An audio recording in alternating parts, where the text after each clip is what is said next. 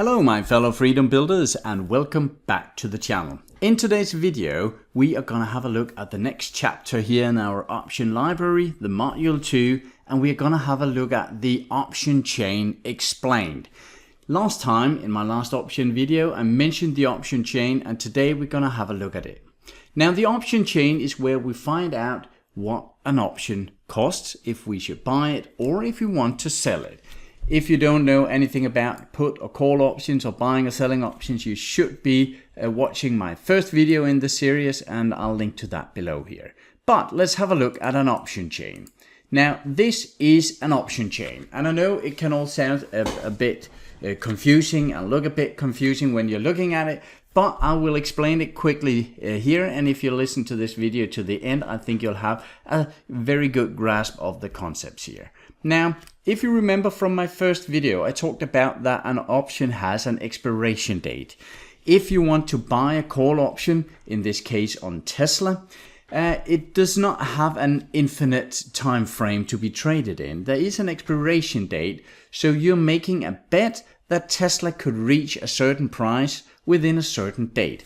And this certain date is the expiration date. So if I'm buying a Tesla option today with an expiration date of the August of 20th, 2021, it means that it needs to reach the price I hope for within this date. Now today it is the 26th of July, so it is just shy of a month, 26 days or so. That is the expiration date, the August of 20th. Now the strike price is the price I'm buying the option at. So if, for instance, I am hoping for Tesla to reach 660, so I'm buying a call option at 660, the 660 is the strike price. So when you hear people talking about options, you are most often hearing them talk about an expiration date and a strike price. It could be that they said, I'm buying the Tesla 660 call at August 20, meaning that they are telling you it is a Tesla, it is a 660 strike price, it is a call, and it is at August 20th as an expiration date. It could of course also be a put, and it could be that we are selling instead of buying, but all of that I have touched upon in the first video. Now this is the first few details you need to know here.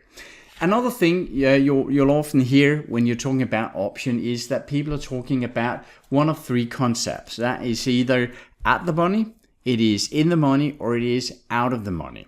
Now at the money is, let's have a look at the chart here of Tesla. It comes up here. As you can see, we have a Tesla price at 658 here. Now, when we're looking at the option chain, we can see now it actually should have been 655. I made this screenshot just before the market opened today. But the at the money price is the option price, the strike price, that is closest to the current price, meaning that before we opened today, the Tesla was at 650.2 or something like that. Right now, the at the money would be somewhere around the 655 or the 660 because the price has gone up a bit here. So at the money means that if you are hearing someone saying that he's buying an at the money Tesla call, you simply know that he's buying the call option that is closest, where the strike price is closest to the current price.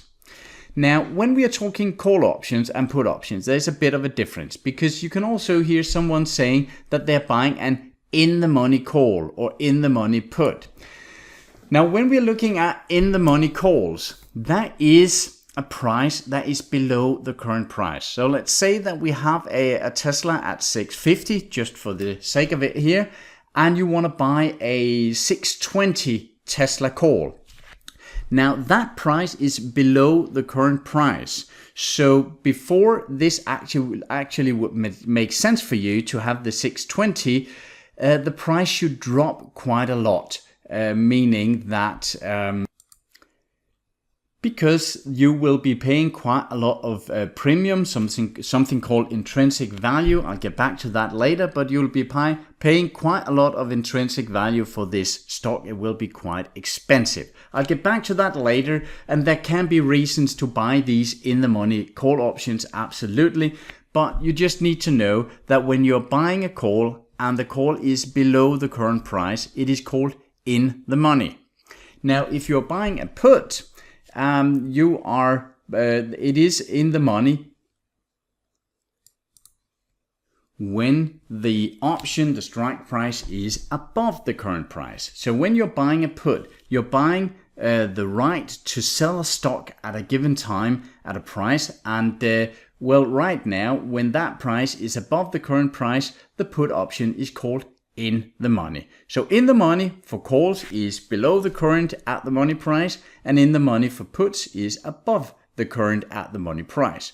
Now the opposite, if we are talking about out of the money, as you can see here, we have the call options, and as soon as the strike price is above at the money, at 650 in this case, we are calling it out of the money. And as soon as it is, when we're talking about puts, as soon as that is below the current price, it is out of the money.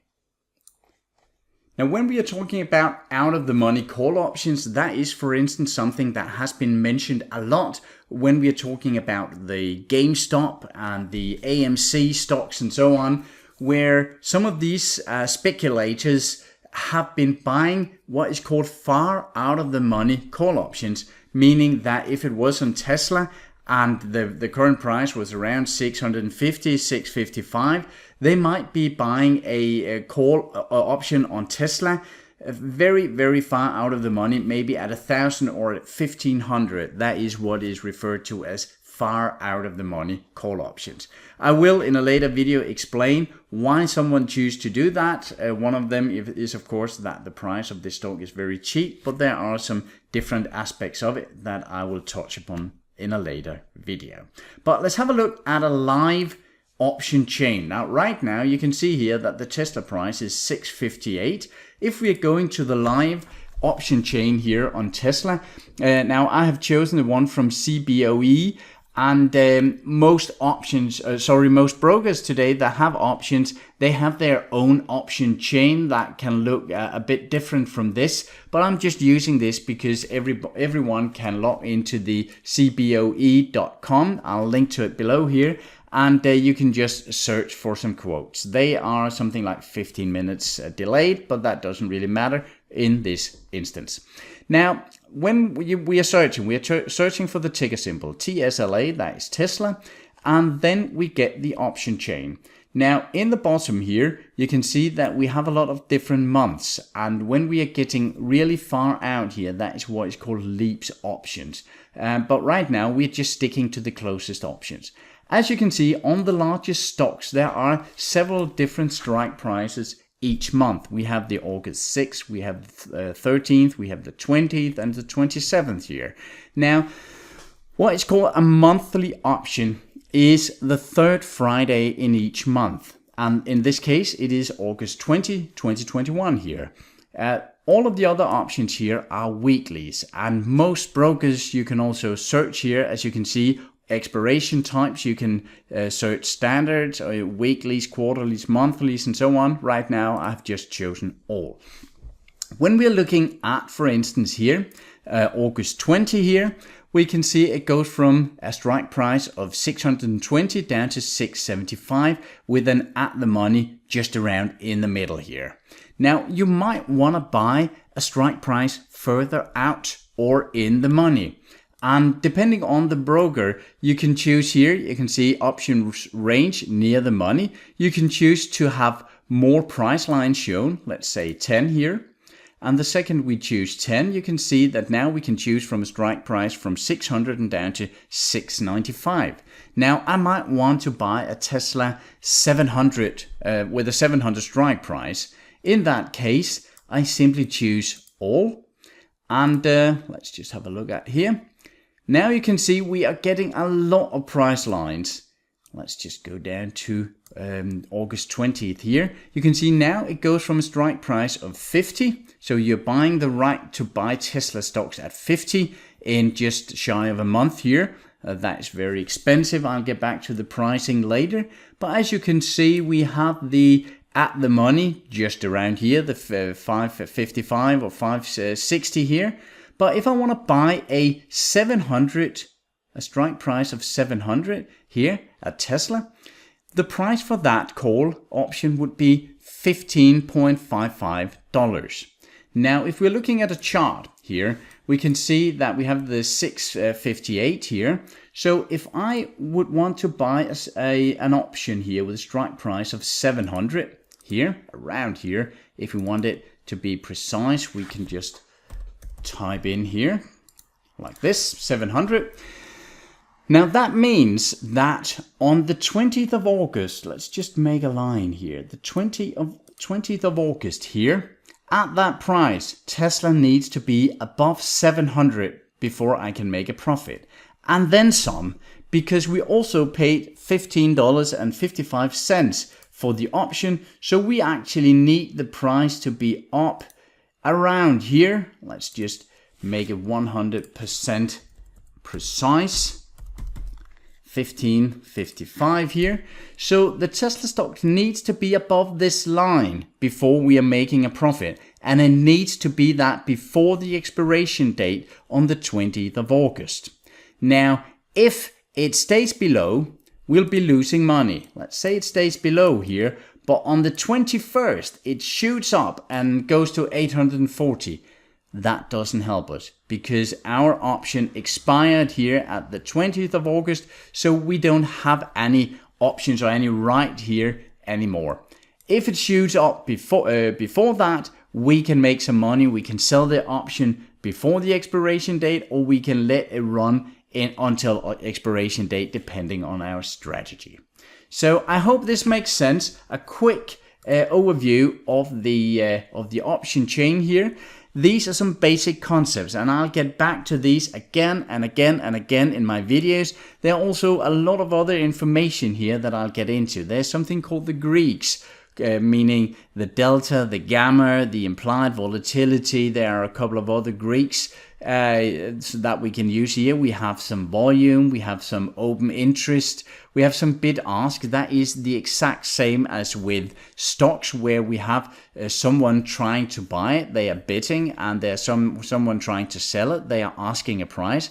And of course, when we are buying at the most expensive price and selling at the lowest price. And that's how that goes. And as I'll show you in some live videos where I'll trade stocks on a later date, I'll show you how to try and negotiate a better price, something called the mid price between the bid and the ask.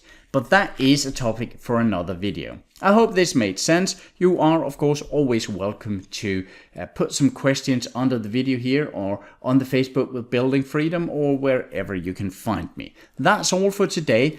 I'll get back shortly with a new options video, and take care of yourself and your money in the meantime. Bye for now.